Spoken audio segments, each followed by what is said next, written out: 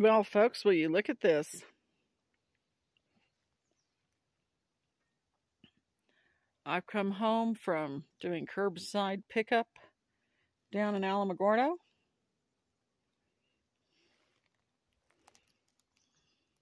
Look at that little machine. And look at this big old thing. They're laying out, see how it's able to come up my driveway that way? They're laying out new water pipe.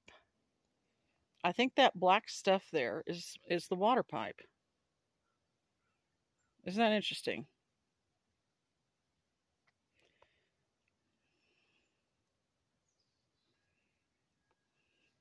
Not like copper or iron. I guess it was iron pipes people did in the old days.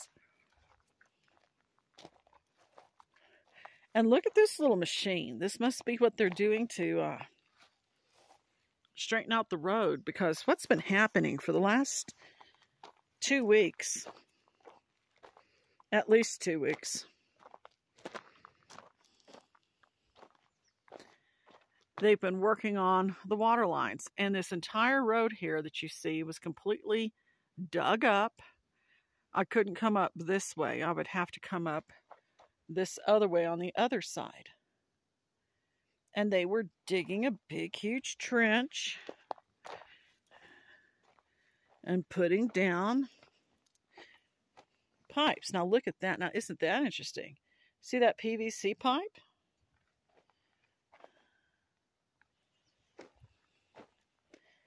I think that PVC pipe was probably oh, you know what that might be? That might be, would that be a sewer? I don't know. I know nothing about this. But anyway, there's water. That's what they've been doing, is putting these water pipes down. Looks like they're putting them pretty deep too, and that's good. But that's interesting. Look at that white pipe. And it's underneath here. Goes up to there. That looks like a,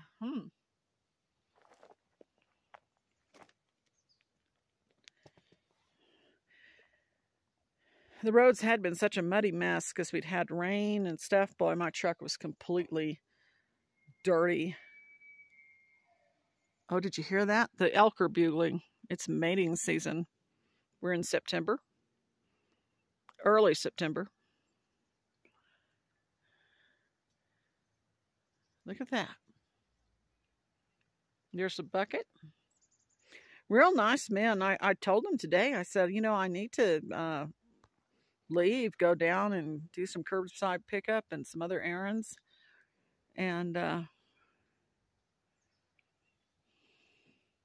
he said he'd make sure that I at least had one way of getting up here.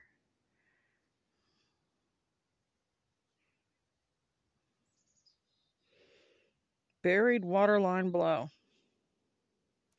And that PVC pipe must be how they used to do with the water pipes. There's been a lot of breakage, you know. I guess these new kind of black pipe, they don't break as much as PVC. Because they're soft and kind of pliable. And look at this little machine. This must be what's been shoving the dirt. Because, you know, I almost filmed it last week. But then I thought, no, I won't film it last week. Last week, boy, was this place a mess. And look at that, then a little bucket. They did a good job. They did a good job straightening out this. They've been laying down this line and then covering it up. And look at these little piles of dirt. Over here is where water tanks are. And they, oh boy, that just looked like a complete muddy, torn up mess there. But they've brought in stuff to just straighten out the dirt. Look at those piles of dirt. Interesting. I guess they're going to throw these piles of dirt. They also have lots of sand down it. You know, they're going to... they're not going to leave the road like this. I guess they're going to then spread those dirt piles and sand piles. They had an outhouse right here on this property here. I'm glad they moved the outhouse. You know, it seems kind of silly. You're out in the woods. What do you need an outhouse for? But, you know, there may be regulations that say they have to do that. Those feral cats better stay away from that machinery. I just saw one of them. Boy, are they growing. And those feral cats won't let me pet them. I feed them. Like, see, there's one. There's the feral cat. See? Look how much it's grown. We're in September. And look, it's coming toward me. But they won't let me pet them. Hello, feral cat. See, then it turns around and goes back. They won't let me pet them. They won't let me pick them up. Nothing.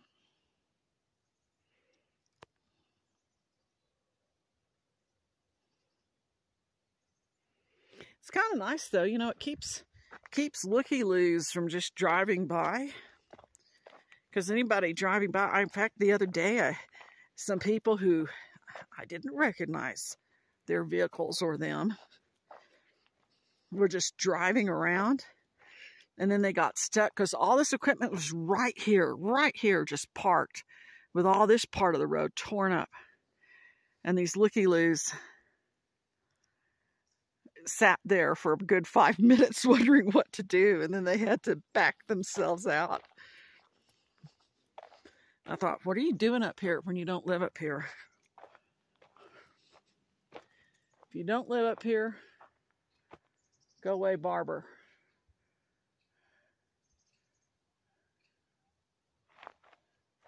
He's meowing.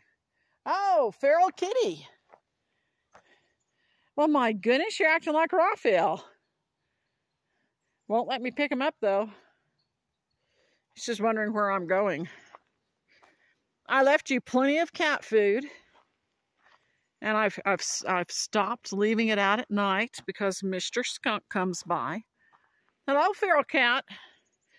You're not going to like it when those cat ladies send their trap, neuter, release skilled trapper to trap you all and take you off to have your little dangly bits cut off. And then they'll bring you back here to release you. I did see, not this one, it was the black and white one. And I think the black and white one is a male. I think I'm starting to see some dangly bits from that black and white one. I thought it was female. But I think it's male. It caught a chipmunk. I didn't see it catch the chipmunk. I saw the dead chipmunk and it's playing with it. Made me sick. I love chipmunks. But then it ate it. If you're going to kill something, you have to eat what you kill. Now, the cat ladies think that you're male because you seem to me like the leader of the pack and you're the biggest. But I can't tell if it has dangly bits or not. And the little runt of the litter, I can't tell. It's still around. I can't tell if it has dangly bits or not either. Hello. Look at you. Look how much you're growing. You know, I had filmed you all and then just put out scheduled once a week.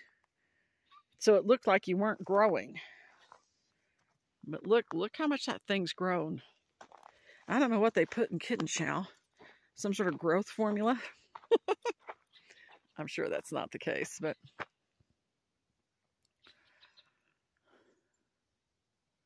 well, look at this.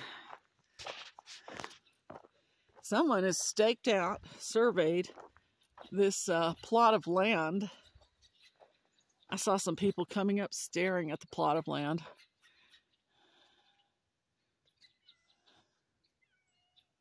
Somebody surveyed that.